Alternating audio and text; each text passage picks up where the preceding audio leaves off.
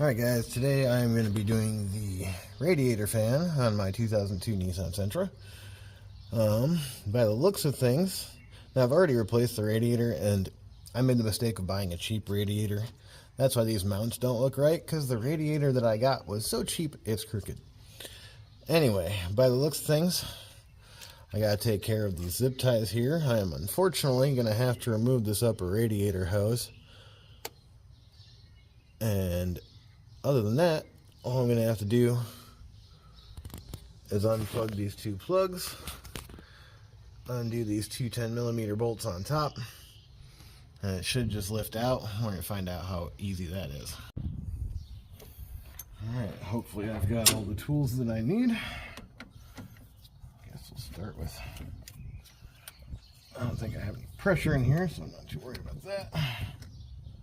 Radiator is absolutely full. Okay, before I get too far, we're going to have to do something about the mess we're about to make.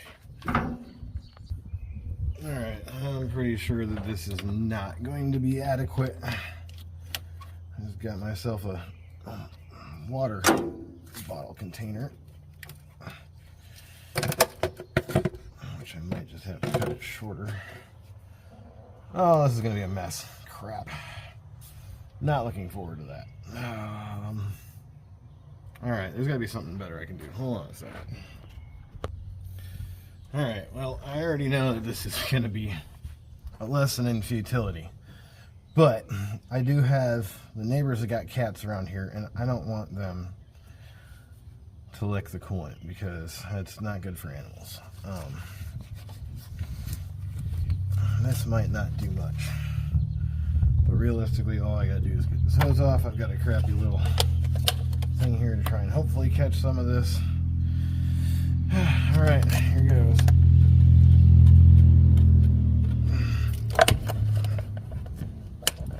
Oh. Well, that worked out better than I expected it to, actually. That was lucky. As far as this radiator hose goes, probably gonna have to go get a zip tie, and this is already filling up. Okay. Of course. Glad I had the towel there. I've got another container over here. Pour this into. Coolant is actually super clean. And I'm lucky. That's about all I've lost. Just that little bit. Alright. Give me a moment. I'm going to go find something to tie this hose up. Okay, so I just grabbed a couple of zip ties. And I'm going to loop this around this bracket. Chances are you guys probably can't see where I'm tying this to. Just to hold that hose out of the way for me. Now that we've gotten that taken care of, start dripping a little bit of coolant. Good thing I've got the towel there. Alright. Ugh, coolant sucks when you get it on your hands. It feels terrible.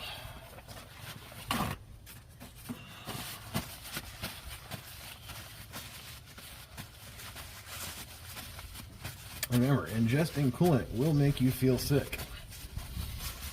It likely won't kill you. There have been women that have tried killing their husbands by mixing coolant with their Jell-O. But it will definitely make you feel like crap. If I open this up, will it come out quicker? No? Alright, so right now I'm just kind of slowly dripping, which is unfortunate. Let's see. I guess what I could do,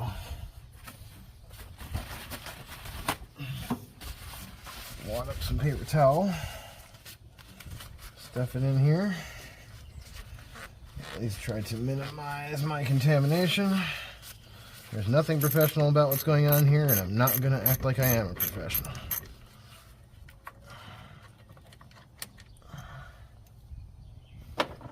Should have grabbed me a magnet to put these on. You know, realistically, the smart thing would be to disconnect the hoses and the wires before I take these bolts out.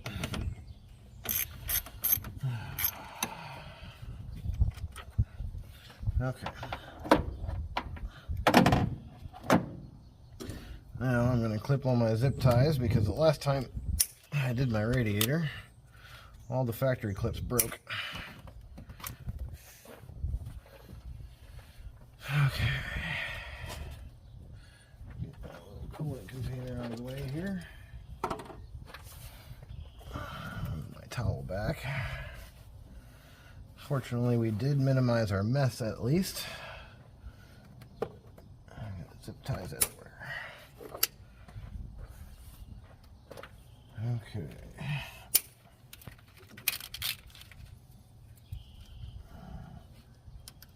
Come on. Guess I could have grabbed a better snipper. Oh. Okay. Now, I'm guessing undoing these clips is not easy because this one's right behind this heat shield. Let's see. Typically, that was not a flathead. Typically, when it comes to these clips, you can get yourself a flathead and squeeze these prongs. I also have to remove this rubber hose for the overflow, because that's going to be in the way. All right.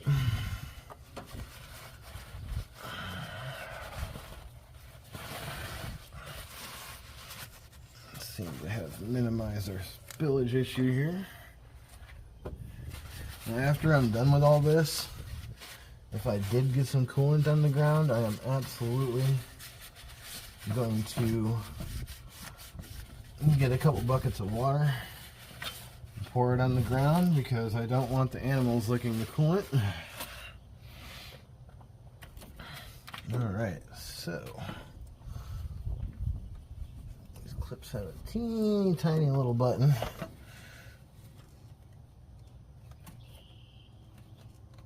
Alright, I'm gonna have to figure out which way that clip works. Okay, of course you probably can't see it very well. The clip has a little itty bitty button on it. I'm pushing the button towards the clip, pulling up. Okay, got that out of there. So you have to push this clip inwards and pull the clip out.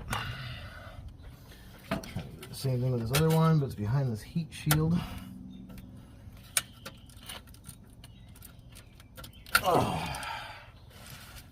Okay. That should literally be everything I had to do, other than the fact now that I'm seeing it looks like this guy's kind of in the way. When I did my radiator, I actually had to pull out the battery box. This technically should just lift straight up. And the problem is the actual radiator hose itself. And the heat shield's rubbing up against the exhaust manifold. Shucks. Okay, so this guy can at least be moved.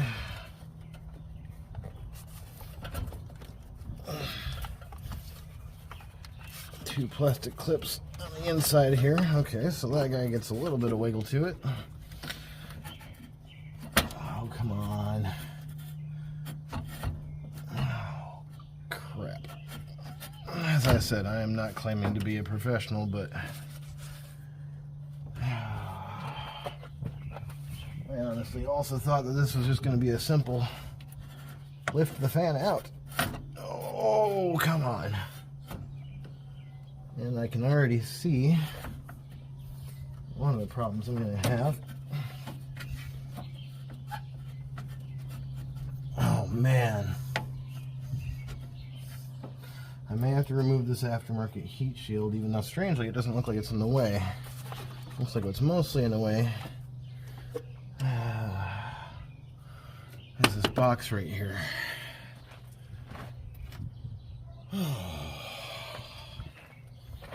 Let's just make a simple how-to video on how to replace a radiator fan. It only should take 20 minutes. Shit.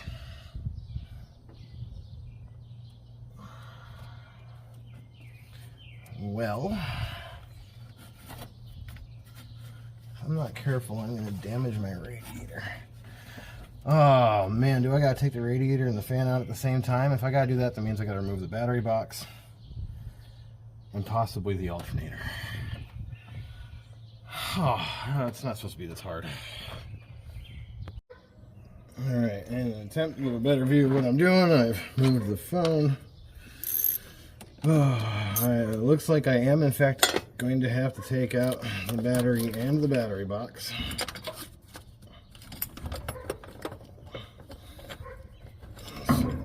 Loosen these brackets, there's a lot of corrosion in there anyway. Pull the battery out, of course. The stand is in the way. Jeepers. This is the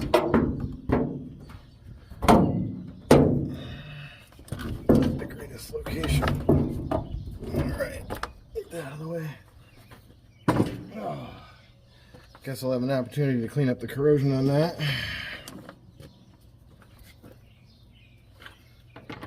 And let's see, it looks like the battery box is held in by 12mm bolts. And I'm pretty sure I'm also going to have to remove my alternator. But once I get the battery box out, that will give me the opportunity to be able to move this electrical box out of the way. Alright, so looks like everything on here is a 13, a 14, and a 12. The 12mm bolts holding in the battery box.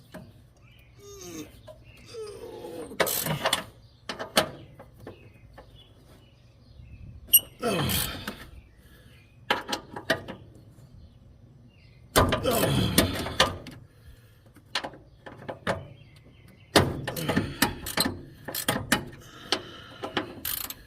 have myself to blame for how tight those are. Okay.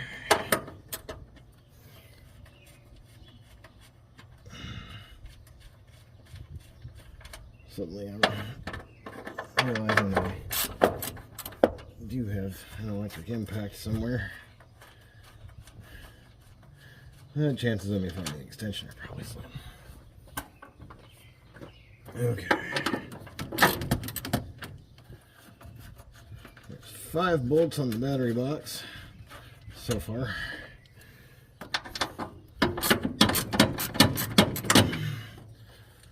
I don't find out the hard way that there's another one underneath it, which I'm probably about to.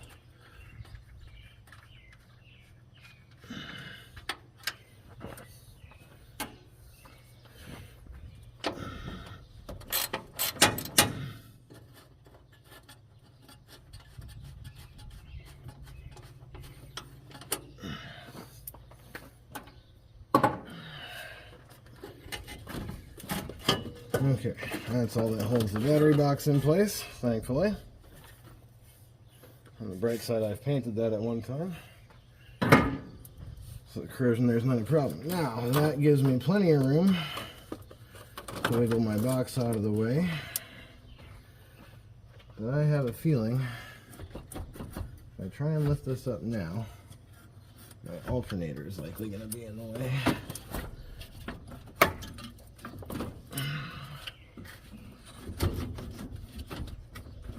Oh, and we got a hose on the bottom. Hold on. Don't want to get ahead of ourselves. Got a zip tie holding that guy up down there. Okay. Hey, we're in luck. We did not have to remove the alternator. Whew.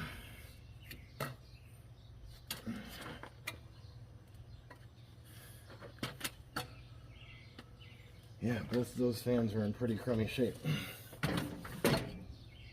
Okay, that was lucky. Oh. Alright, I see what's happened here.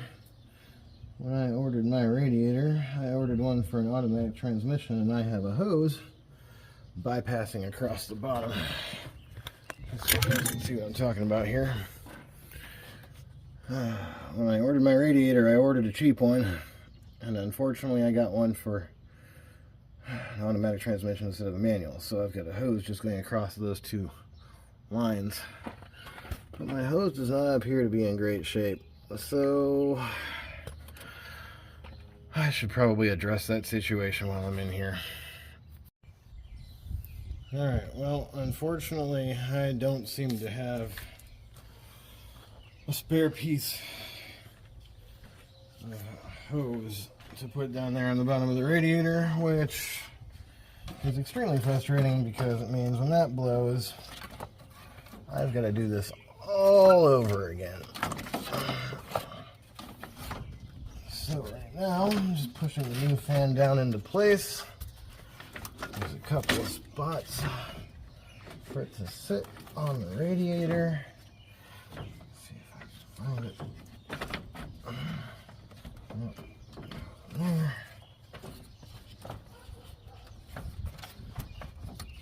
Okay. Make sure the other one's in the right place at least. Yep, that's sitting in the correct spot on the bracket.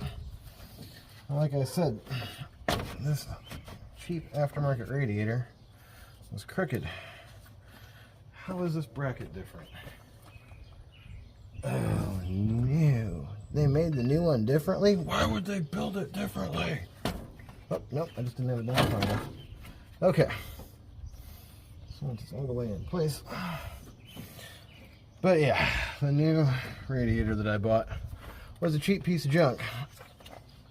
So, all you out there, okay, I believe what I did last time. Yes, that's exactly what I did. I took a little extra material out of the side of this.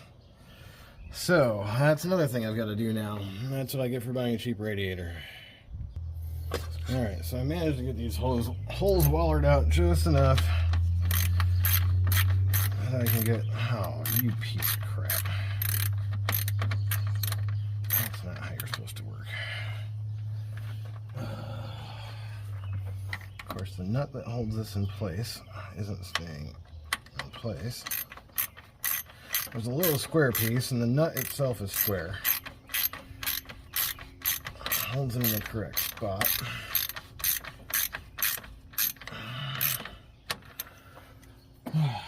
Can you tell I get a lot of my inspiration from the guys at Roadkill? Sometimes good enough is good enough, right?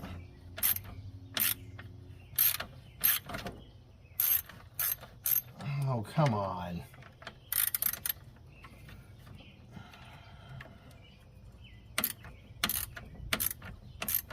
Okay. I'll tell you what, the next time I buy a radiator, I will not just go for the cheapest one I can find on eBay. That was my mistake. I have to admit, though, the radiator in and of itself has been working excellent. It's been doing its job of keeping the engine cool. But when you buy a cheap one, sometimes they don't quite fit correctly. That's the problem with cheap junk. I did it one time by a aluminum radiator for my old Honda, and boy did I regret that. That thing, there was nothing about that fit correctly. And I will let you folks know. Those cheap aftermarket aluminum radiators that look so amazing and shiny, don't buy them. Go with OEM radiators. The OEM radiators last 200,000 miles, 150,000 miles. Stick with OEM when it comes to radiators. And don't just buy the cheapest one. Buy one that you know for sure is going to fit. Now, I'll put a couple zip ties on this. Alright, so the only reason I've got a zip tie on the lower radiator hose there is because of how close it gets to that engine mount, and I don't want that rubber hose rubbing on the engine mount. Alright, let's get this job finished.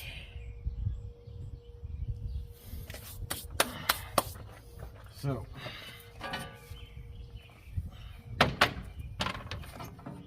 put our battery box back in.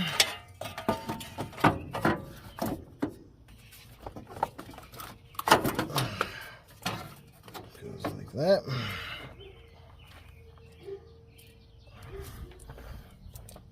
Well, the last time I put this car together, I put anti-seize in all my bolts. I tell you what, if you own an older car, when you put your bolts back in, hit them with a wire brush, put anti-seize on them. You will thank yourself 4, 5, 6 years down the road. I'm pretty sure when I replaced this radiator, it was either just before or during COVID. So it's been a good 6 years. So I suppose I can't complain about the performance of this cheap radiator, but I can absolutely complain about the fitment.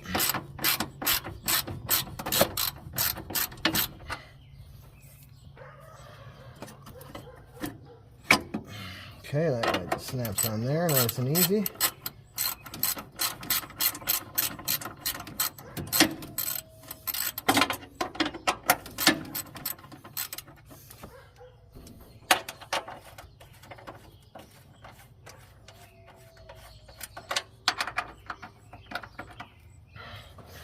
Probably could have done this with something electric and made things go a little faster, but you know.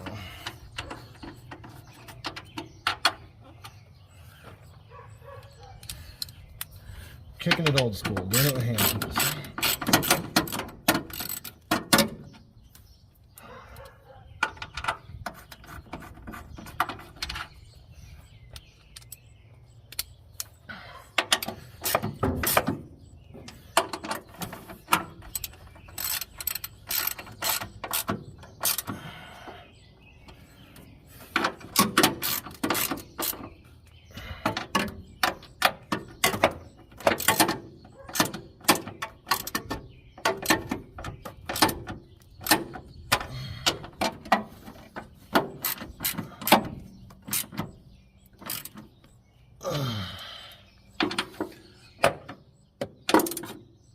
Okay, the bolts are tight. Battery tray does actually say FR for front on it.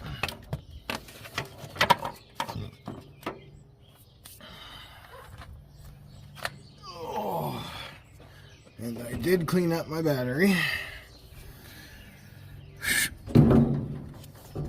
Golly, who designed this? All right, got that there.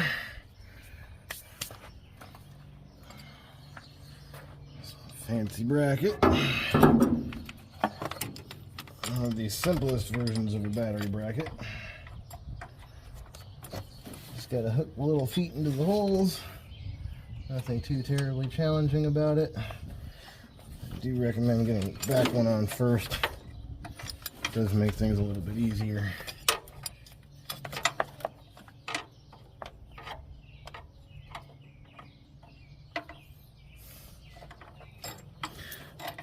You have to loosen up the front one. It's a whole lot easier to do.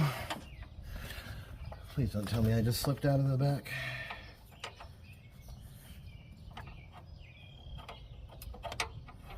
You know, I could have sworn the originals had a little bit more of a hook on them. I believe this is actually an aftermarket one. Okay.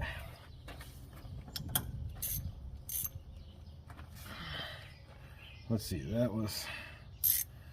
Is 8mm? Oh, that's 10. Oh, crap. And the back one popped out again.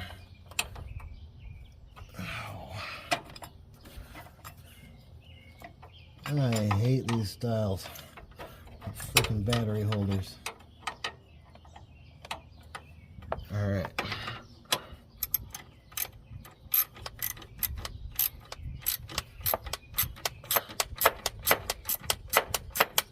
Alright, we got that one on. Front one in place. Hopefully. There we go.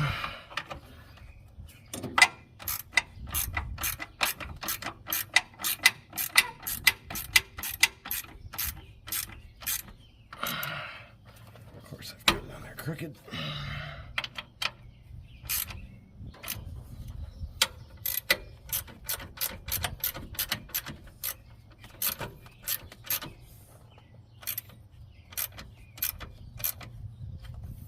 Alright,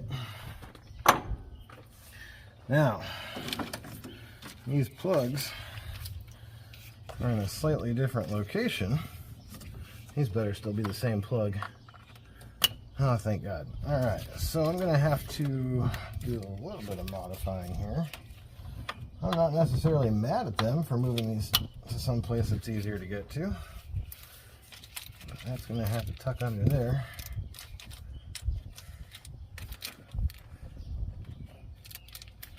And looks like we'll just have to do a couple of zip ties over here.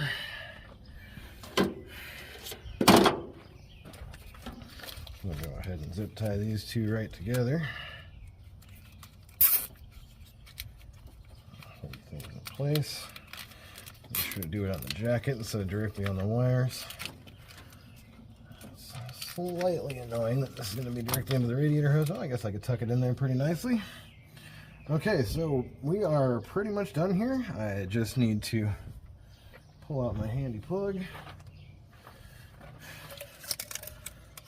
Put the radiator hose back on. Oh, that can't hang out down there because then the radiator hose won't go on the way. So that's got to be not under there. There we go. Get the radiator hose on.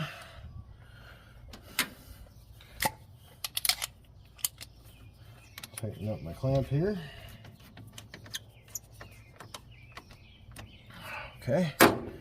Put my overflow hose back in the little clamp. Holds it in place over here.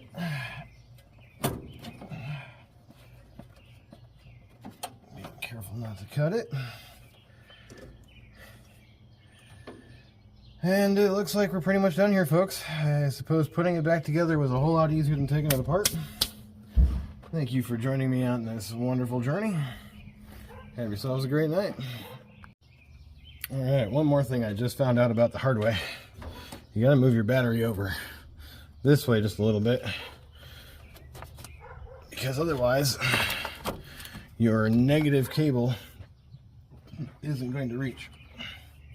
Also, when you're attaching your positive, be careful not to touch this bracket and this positive terminal at the same time, or it's going to go bzzz. Just another thing I wanted to let you guys know about. I will also be starting the car, letting it warm up to make sure that the fans do engage. Okay, so we just turned on the air conditioning. AC fans. Oh, both fans turned on. Okay, before only one fan was turning on with the air conditioning. Right now both fans are running with the AC on. I wasn't expecting that.